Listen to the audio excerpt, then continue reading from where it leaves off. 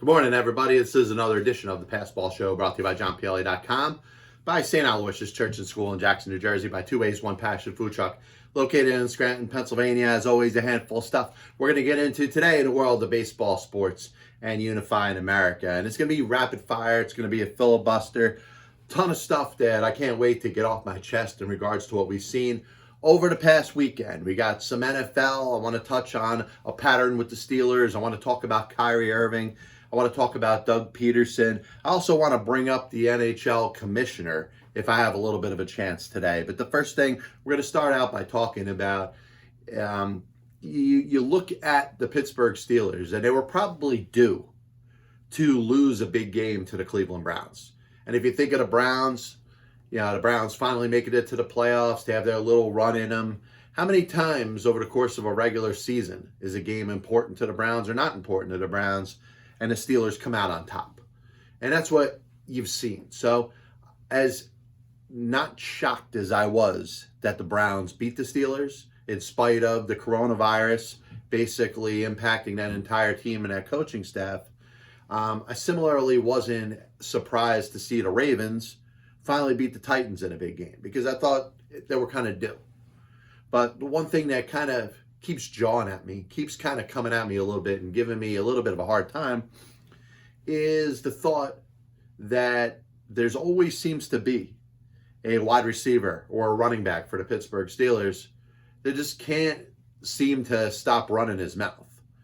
You had Le'Veon Bell in a contract situation a couple of years ago, and listen, I don't think he was necessarily a bad teammate. Was he selfish? Yeah, probably. And his teammates probably took it that way. He decides to not play a season because he wants the big contract and kind of turns his back on his teammates. You got the antics of Antonio Brown wanting out of Pittsburgh and everything that's happened since. It could come to a warm and fuzzy ending this year, as he seems to be playing well with the Buccaneers and with Tom Brady as his quarterback. But you add JuJu Smith-Schuster, who's probably the most lovable out of all of those players. Pittsburgh Steelers fans love him, but he's out there dancing on the emblems of his opponents during games over the course of the regular season. And now you got Chase Claypool, who after a loss says, hey, yeah, it sucks that we lost, but don't worry, Browns are going to get clapped next week. Then we'll feel better. Almost basically saying, number one, that it didn't care that the Steelers lost, but if the Browns lose too, he'll feel better. But most importantly, adding to a pattern of behavior that you're seeing amongst Pittsburgh Steelers skill players. And is it individually just Le'Veon Bell wanting the contract? Is it individually Antonio Brown just wanting out of Pittsburgh? Is it individually JuJu Smith-Schuster maybe going a little over top with his celebration and dancing on emblems? Is it just Chase Claypool, by the way, a rookie receiver, obviously a smart guy, he comes from Notre Dame, making some stupid comments? Maybe individually they don't seem like they're much of a problem, but you put them all together and you start to think that this is a pattern of behavior that's enabled by the Pittsburgh Steelers organization. Now think about it. The Steelers, owned by the Rooneys, one of the staple franchises in the National Football League, don't have a pattern of enabling this type of behavior. They're up there with the Giants. They're up there with the Cowboys when you think of America's team. So what is the common denominator? Is it the front office? Is it Coach Mike Tomlin? Whatever it is, I think this has to be brought up, because you have, most importantly, wide receivers, Antonio Brown, JuJu Smith-Schuster, and now Chase Claypool, basically feel like they can say and do whatever they want, making fools not only of themselves, but of the organization, the once proud Pittsburgh Steelers franchise, the team that's tied with the most Super Bowls in the history of the National Football League, a team that's had 3 coaches since 1966? It's an example of stability over a series of years, yet you're starting to have this type of behavior becoming a pattern on his football team. Now, I don't know anything about Chase Claypool. He could be a good dude. his comments were kind of stupid. They kind of sounded like a sore loser. Came off as very sour. Oh, who cares if the Browns beat us? They'll get clapped next week. And they might. I don't know how much of a chance they really have. It's going to be, an interesting game to see if the Kansas City Chiefs, who have won pretty much their last, 10 games or so by a score or less, are they going to go beat up the Cleveland Browns? Maybe. We'll see. But you put that all together, it doesn't look good for the Pittsburgh Steelers franchise. Number 2, NBA, James Harden traded to the Brooklyn Nets. I'm not soured on Harden. I don't look at Harden as a bad dude. I think every player, no matter what sport you play in, has the right to, declare that they don't want to be playing for the team that they're playing anymore. He meant a lot to the Houston Rockets. So I get it if Houston Rockets fans are a little ticked off and disappointed that Harden demanded to be traded and kind of, kept going to the media saying the situation was kind of, basically to a point where nothing could be salvaged with the relationship between him and the Rockets. I don't hold that against James Harden. He doesn't have, like I said, we talk about the pattern with the Pittsburgh Steelers and the wide receivers. I don't see the same pattern when it comes to James Harden. James Harden's got the right to want out. Now, he's got to go out there and play for the Brooklyn Nets and focus on basketball. It's him, and it's Kevin Durant, and now it's Kyrie Irving. And Kyrie Irving's a different character all by himself. If you go back to his time with Cleveland, drafted number 1 overall by the Cavs because LeBron James signed with the Miami Heat. LeBron James comes back. They win an NBA championship. They would have won that NBA championship if it wasn't for the basket, the three-pointer that Kyrie Irving hit in Game 7 of the NBA Finals that year. He declares he wants out. Cavaliers basically say, hey, it's okay. We'll trade you to the Boston Celtics. Things don't go well in Boston. He doesn't make a good impression there in Boston. He becomes a free agent. And the Brooklyn Nets could say, hey, we don't have Kevin Durant if it isn't for Kyrie Irving. Kyrie Irving wants to play with Kevin Durant. They basically say, listen, we're going to form a super team together. Wherever we go, we're going to go together. And they decide Brooklyn's the place to go. They go to the Brooklyn Nets, and it's about Durant, it's about Kyrie Irving. And now you got this weird situation happening over the last couple weeks where Kyrie Irving is basically AWOL. Kyrie Irving gives you the impression that he may care less about basketball at this point of his life. Now, he's got the right to say and do whatever he wants. He wants to run for mayor of New York City. Hey, go for it. Yeah, maybe he ends up winning. Some people say, hey, he can't do worse than the guy that's in the position right now. He wants to be on a Zoom call. He wants to be at a family reunion. Those are all things that he's got the right to do individually. But he signed a long-term contract to play basketball for the Brooklyn Nets. So if he's violating health and safety protocols, it's kind of not fulfilling the obligations of his contract. And he wants to go out there and be a martyr. He can go do that. But he should leave the NBA. And I've heard other people say this. Hey, if he doesn't want to fulfill the obligations of his contract as an NBA basketball player, then he can walk away. Listen, the general public will give him all the credit in the world if he walks away from his big-time NBA contract. He's got the ability to do that. Now, it's going to cost him. It's not necessarily going to look like the most financially sound decision to make. But you could get into it here and think of whether one thing had to do with the other, because I do think the Brooklyn Nets are under a lot of pressure to go out there and win. And I think there is some pressure for the Nets to win this year. And if they don't win this year, they've got to win next year. And if that doesn't happen, then you're looking at this trade they made for James Harden as being an absolute waste of time. And yes, it reeks. Billy King trade with the Celtics for Paul Pierce and Kevin Garnett. And if you're a Brooklyn Nets fan, you may be sitting here thinking, that this is deja vu all over again.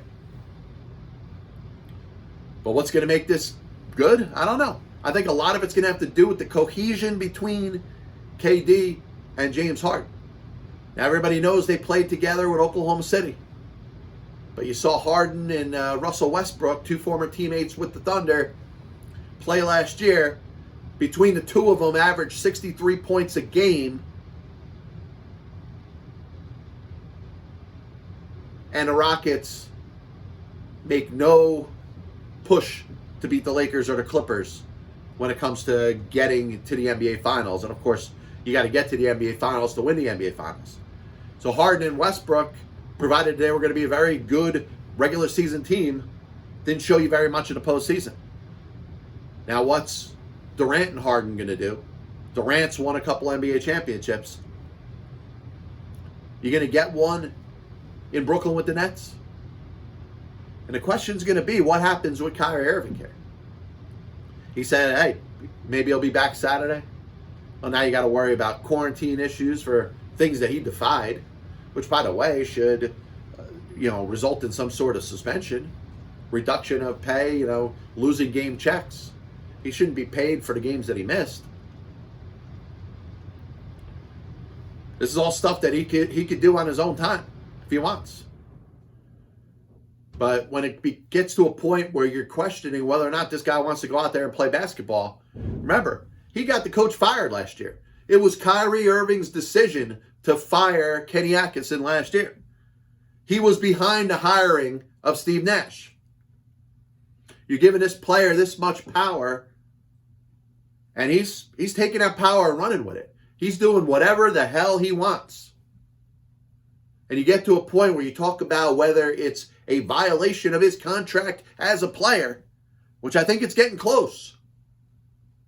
Where's that line where Kyrie Irving is enacting in behavior that's unbecoming of a player that's under contract to play basketball for a basketball team? And obviously the Nets are bothered by this. Obviously the Nets are going crazy over this. In fact, the Nets were probably drawn to make the trade for James Harden because of the uncertainty of Kyrie Irving. And you could say this. You could say that, Durant's not in Brooklyn if it's not for Kyrie. And maybe you got Durant and Harden just because of Kyrie's decision to want to go to Brooklyn. And if Kyrie's not part of the solution, maybe Durant and Harden are. And I get that line of thinking. But you have a star player still, in spite of all the deficiencies that we could talk about. Is he going to go AWOL? What does he want to do? Is he a good teammate? I don't know. Still a good basketball player. The three of those players together should go out there and win. And tell me, you look at that Brooklyn Nets roster, and I know it's not very deep. They played the Knicks yesterday with the ragtag bunch that they had. Maybe you get a couple diamonds in the rough. I thought it was a good job by Steve Nash to basically play everybody. All 9 players he had available got considerable minutes. If I'm not mistaken, I think 7 players scored in double figures. So you got a good look at the players that you got, seeing what kind of players you could rotate in. Maybe you got a couple guys that can play a little defense. You make up for the loss of Jared Allen, and you make up for the loss of Caris LeVert. Spencer Dinwiddie's out. I think the Nets, you could probably say maybe they're 4 solid. You throw Joe Harrison in a mix. But that's assuming that Kyrie Irving's on the court. And I think that's going to be a concern. At the very least, you're not sure if Kyrie Irving's going to play this Saturday. And if he doesn't play this Saturday, there is a legitimate concern over when he is going to play again. Third thing, back to the NFL. Philadelphia Eagles, maybe a little bit of a power struggle with general manager Howie Roseman and coach Doug Pederson. Results in Doug Pederson losing his job. He was fired as the head football coach of the Philadelphia Eagles. Now, if you think about it, in the grand scheme of sports, there's hockey, there's basketball. Basically, their coaches are a dime a dozen. Anything goes wrong, It's thrown on the coach. They're scapegoated. You know the NBA, just like I just said, it's a league run by the players. Kyrie Irving fired Kenny Atkinson, not Sean Marks. And the same thing applies to the other star players in the National Basketball Association. Hockey, I just think that, it's sewn into front offices, general managers, team presidents in hockey, that the firing of a coach could send a spark through the team. So that's why coaches are fired so frequently when it comes to the National Hockey League. Major League Baseball, you know my feeling about a manager. He's no more than a guidance counselor. If you don't feel he's got the pulse of the clubhouse, then it's time to get rid of him and get somebody else, because the game plan comes from the front office. National Football League's different. You bring in a head football coach, you're bringing in his philosophy, you're bringing in his staff. There's more tangible things that a head football coach in the National Football League can control as opposed to other sports. And think of the prize. A Stanley Cup is great in hockey, but it wears off after a little while. An NBA championship. Think about the NBA as it's been a series of dynasties. The Lakers, the Celtics, most recently the Golden State Warriors. You sneak one championship in there, odds are it gets forgotten about pretty quick. Super Bowl, there's only 33 head coaches in the history of the National Football League that have won a Super Bowl. 33. There's 54 Super Bowls. There's 33 Super Bowl winning head coaches. One of them's Doug Pederson. Doug Pederson, off of that alone, will get one of the other 6 jobs that are available in the National Football League this year. Now, Doug could say, hey, maybe I want to take the year off. That's up to him. He wants to coach. I think the Jets could hire him. Connection to Joe Douglas. Joe Douglas came from Philadelphia. There's a number of openings that would be certainly suitable and wouldn't mind having a Super Bowl winning head coach. So that's my angle on that. If you're the Eagles, just 3 years removed from winning a Super Bowl, it's time to part ways with the head coach. I understand there's been a lot of injuries in Philadelphia with the Eagles. I understand that the performance of the quarterback in Carson Wentz was not becoming of an NFL quarterback this past year. Add in, the controversy. Add in the fact that Frank Wright and John DeFilippo, who had a lot of say in the offensive game planning the year the Eagles won the Super Bowl, are no longer there. Nick Foles, who was the Super Bowl MVP, isn't there. Could it be said that Doug Pederson just wasn't that good? Now listen, coaches are hired to be fired, and that exists in all of sports. So I'm not saying this was never going to happen. But the part with a Super Bowl winning coach after just 3 seasons after winning a Super Bowl calls for a little bit of pause.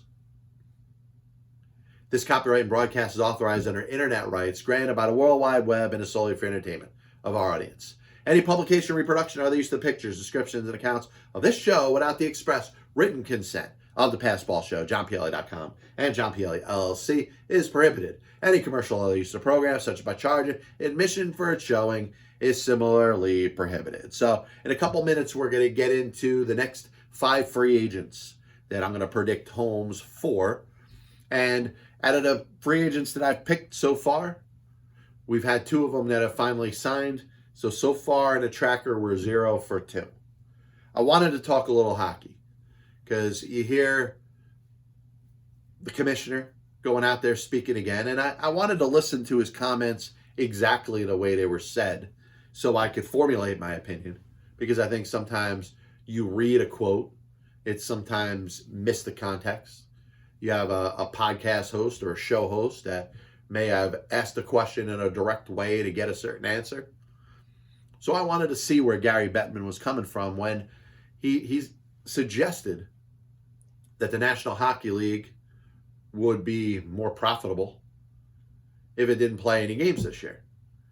And once again, you're looking at a commissioner that was partially responsible for a season being canceled You're talking about a commissioner that almost was responsible for another season being canceled. And you throw this in there, the fact that he says, hey, it might be more profitable for the National Hockey League, for hockey in general, if there was no games played at all. Now, while there may be some truth to that, I think it's an awful message to all hockey fans. It's an awful message to the National Hockey League and the players that prepare for a season, the players that, for the postseason, sacrificed their family life to play in a bubble setting. And to say that hockey will be more profitable without games. And you understand that hockey, basically relies on the revenue of some fans that go to the stadiums, but it's not like you're not selling out 50,000 seat stadiums, not throughout the league. Maybe the Garden will sell a little more tickets for a hockey game than some other places, Madison Square. But you go throughout, I mean, you're lucky if you average 10,000 fans a hockey game, and that's with full access pre-pandemic. I know the price for an average hockey ticket is more than that of an average Major League Baseball ticket. And if you're the National Hockey League, you have a right to claim poverty up to a certain point. But the commissioner coming to an agreement with the 4 corporations to give naming rights to the division, to have decals on helmets, to add an influx of billions and billions of dollars into the National Hockey League was an absolute boon for the sport. And you're going to take all their money and then still claim poverty. I got a problem with that. I do. And Gary Bettman's statement, I'll admit, by listening to it, was not as bad as it sounded. Basically saying hockey would be more profitable if there was no games played. Now, he wasn't suggesting that there should be no games played. He was talking about a financial aspect, and a financial aspect when it comes to how much money and revenue can be generated for the sport, the amount of money saved by paying the players, the amount of money saved by paying stadiums and all the rights to have all the expenses that are involved in the National Hockey League. To save on those expenses will be more profitable for the league. And that's basically what he was saying.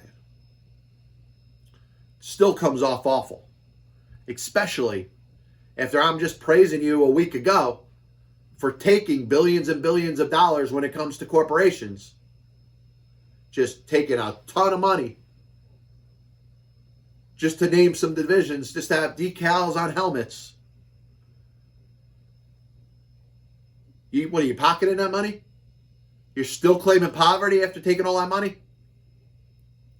I don't agree with that. We're going to jump into a little bit of free agency first. Well, a little bit of an update on any free agents that have moved. And we did have 2 free agents that ended up signing. We got, actually 3, I'm sorry. So we're 0 for 3. We're going to add Kyle Schwarber to the Washington Nationals. So we are wrong there. Wrong with Robbie Grossman, who ends up going to the Tigers, where I predicted Indians, and Blake Trinan went back to the Dodgers instead of the New York Mets. So now we're going to do 4, 1, 2, 3, 4, 5. Liam Hendriks ends up signing with the Chicago White Sox. And because of that, the White Sox closer Alex Colomé is going to be looking for a place to pitch this year. It's unlikely the White Sox will bring him back. Hendriks is the best ninth inning guy in the free agent market. He is getting paid over $18 million a year to pitch the ninth inning. Alex Colomé, who's been a closer for the White Sox the last couple seasons, will probably find a place to pitch the ninth inning. I think that place is going to be Toronto with the Blue Jays. Problem with the Blue Jays, and others have said this, Blue Jays are having a hard time getting free agents to take their money. George Springer I predict Marzo Ozuna could end up there. Trevor Bauer, DJ LeMahieu, all top free agents the Blue Jays are interested in. But there's issues there. There's issues with getting into the border in Canada right now. The Blue Jays didn't play a single game in Toronto last year in a truncated 60-game season. They played in Buffalo. This year they're going to be playing in Dunedin, Florida, in a minor league stadium again. If you're a free agent, I get why you're not so excited to go there. But if you sign a long-term contract, you understand at some point you're going to be playing games at Rogers Center. And you know the Blue Jays are looking to make a new stadium. I can see Kyle May going to the Blue Jays. They're looking to make a run this year. I think this is a good team, a team close enough that made the playoffs last year. I think they're good enough in that American League East. Yankees, you figure, are going to be good. The Rays always find a way to be good. Boston, while they may be getting better, I still think they're another year away. And then you got Baltimore that's on that, many years rebuild. Houston Astro, 2010 to 2014 type of rebuild. Cesar Hernandez is an interesting player. And if you think about Coors Field, the Rockies, you play him at second base, or even first base. Maybe move a couple guys around the diamond. Cesar Hernandez could go out there, produce for the Colorado Rockies. I could see that being a good signing for them. Now, Kirby Yates. Now, initially I had picked him to go to the White Sox. I'm going to switch because I was wrong about Liam Hendricks. I had him going to the Mets. I have a chance because I haven't made this declaration yet. So I'm just going to switch. We're going to do a little bait and switch. Kirby Yates, I got him going to the Mets now. I thought Hendricks would be a very good signing for the Mets as they kind of add to their bullpen, kind of creating a little bit of a super bullpen. If they weren't going to sign Trevor Bauer, they kind of come at you from the back of the game to the front. And Yates isn't going to be going to the White Sox because Hendricks is going there, so give me Kirby Yates to the Mets. Brad Miller, quiet player. A couple of years ago, could have been had by anybody on a minor league deal. Performed pretty well for the St. Louis Cardinals to a point where he's going to get a major league contract. And does he get a multi-year deal? I don't know. He probably started a one-year deal, maybe an option, something like that. And we're thinking all 30 teams here. I think the Pittsburgh Pirates take a shot at him. Play him every day, whether it's second base, third base, shortstop, first base, the outfield. Maybe he produces. Maybe you find a way to trade him at the trading deadline, get a little something for him. I think that'd be a good move for the Pirates. Finally, Andrelton Simmons, shortstop. Best defensive shortstop in baseball still. Platinum Glove winner. Guy's going to go out there and make plays. He makes entire infields better. Angels are going to be moving on since they made the trade for Jose Iglesias. I look at the Giants as being a great fit. They got Brandon Crawford there. Crawford, production has been down over the last couple of years. Maybe he could kind of slide into a utility role. Simmons shores up the defense, up the middle. You're developing some young pitchers. You're trying to take a couple steps if you're the San Francisco Giants. Just barely missed out on the playoffs last year. Came down to the last game. I like Andrelton Simmons to the Giants.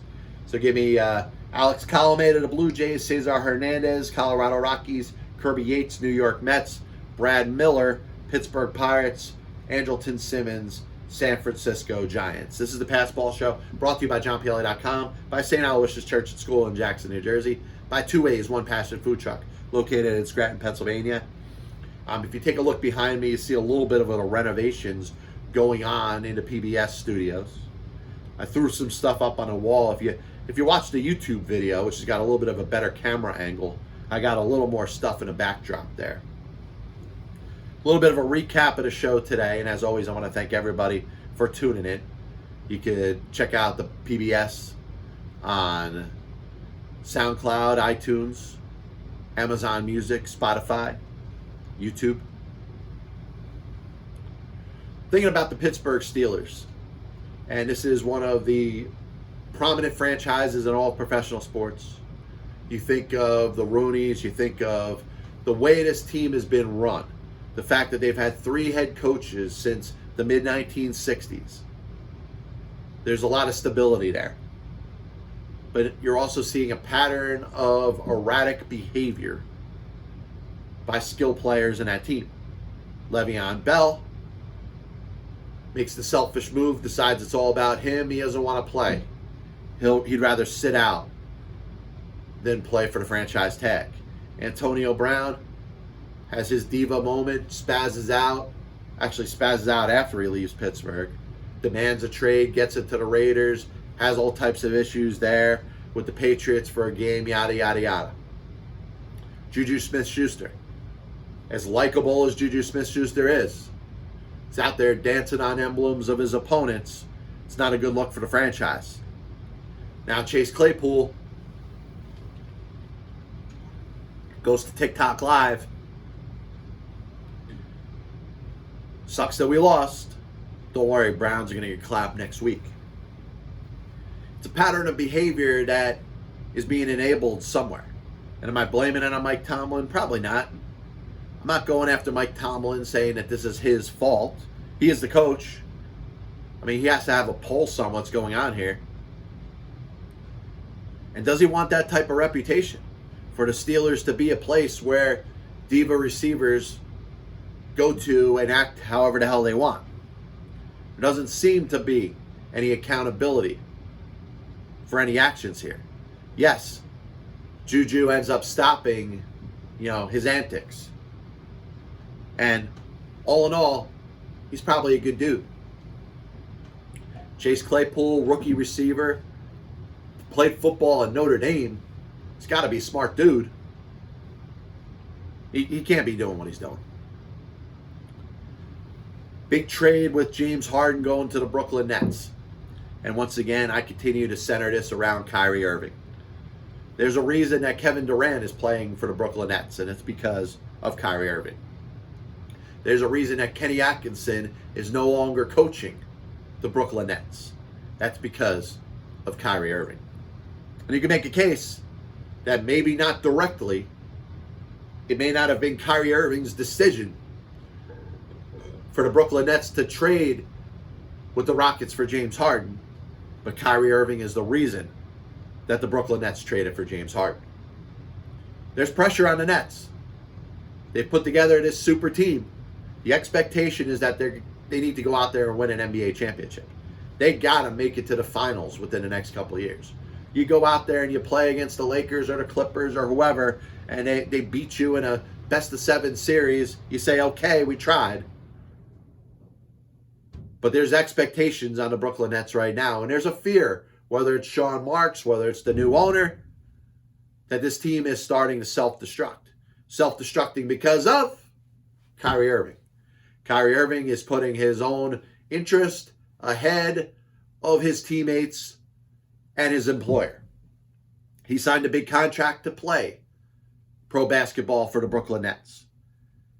He signed this contract after wearing out his welcome in Boston, after demanding a trade from the Cleveland Cavaliers where he was teammates with LeBron James and the team had just won an NBA championship. Now he's AWOL. Where is he? He's out there running for office. He's on a Zoom call.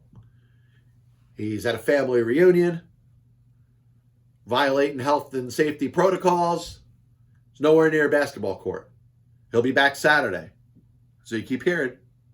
Tell you this, if Kyrie Irving isn't back on the court Saturday, I'd be very concerned if I'm an NBA fan, and most importantly, if I'm the Brooklyn Nets or a Brooklyn Nets fan. Are you going to see a lot of Kyrie Irving the rest of the year? How is he going to mesh with Harden and with Durant?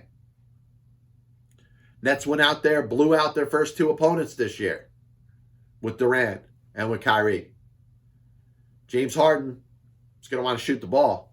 James Harden had averaged 34 points a game last year. In fact, James Harden and Russell Westbrook averaged 63 points a game between the two of them last year.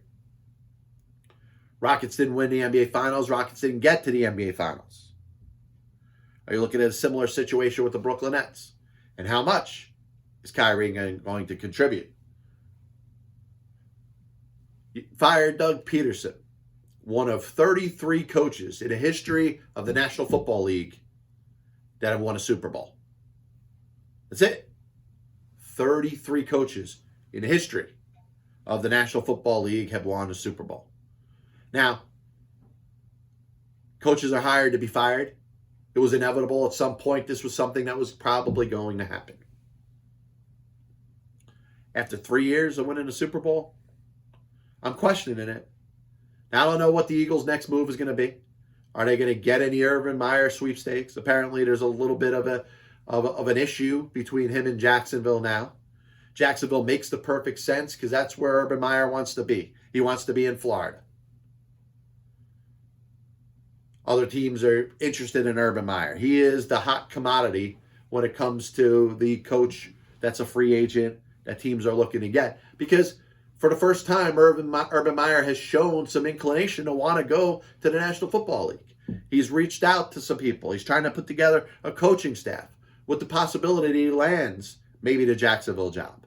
But if he doesn't get the Jacksonville job, I would see a lot of teams going out there with some money saying, hey, how much would it cost to bring you and your staff in here? Do the Eagles got a plan? Lincoln Riley. You haven't heard any discussion about him over the last couple of years. Coach at Oklahoma. Maybe that's what the Eagles are looking for. I don't know. I mean, whatever it is, it's going to be a tough situation. Carson Wentz is going to either be on the roster or not be on the roster next year with the Philadelphia Eagles. Howie Roseman may like Carson Wentz. Maybe Carson Wentz is getting another chance with the big contract that he has to be the quarterback for the Philadelphia Eagles next year. Jalen Hurts got to play. Jalen Hurts didn't dominate. He also didn't look horrible. But it's interesting. Like I said, there's 33 coaches in the history of the National Football League that have won a Super Bowl. And the Eagles kicked Doug Pederson to the curb like he was a problem. I don't know. I think we'll see round 2. One of these other 6 jobs out there when it comes to the head coaching vacancies that exist in the National Football League. One of them is going to hire Doug Pederson. And the only way Doug Pederson isn't getting hired is if Doug Pederson doesn't want to coach. And I'm pretty sure he wants to coach. Gary Bettman, Commissioner, National Hockey League, saying the sport would be more profitable if they didn't play at all. The same commissioner that canceled an entire NHL season due to a labor dispute. The same commissioner that damn near canceled another hockey season because of a labor dispute. The same commissioner that just received billions and billions of dollars from 4 major corporate sponsors to sponsor the divisions, to throw an emblem on the hockey players' helmets. What's he doing with that influx of money? You got to be close to being profitable when you just inherited billions and billions of dollars from 4 major corporations that couldn't wait to get their name on the National Hockey League. Now, his statement was a little bit out of context. He wasn't implying that that's what he wanted. He was basically stating when it comes to profits and no profits, they probably make more money by not paying the players. They probably make more money by not throwing out any of the additional expenses that they have when it comes to the National Hockey League. Still bad luck when you got the commissioner making statements like that. We'll be back with you in a couple days. Once again, this is the Passball Show, brought to you by JohnPielli.com, by St. Aloysius Church and School in Jackson, New Jersey. If you haven't already, you could subscribe to the PBS podcast, the Passball Show podcast, on Apple Music, Spotify, Amazon Music. You can subscribe to my channel on YouTube. Back with you Saturday morning. God bless you. And as always, I'll see you on the other side.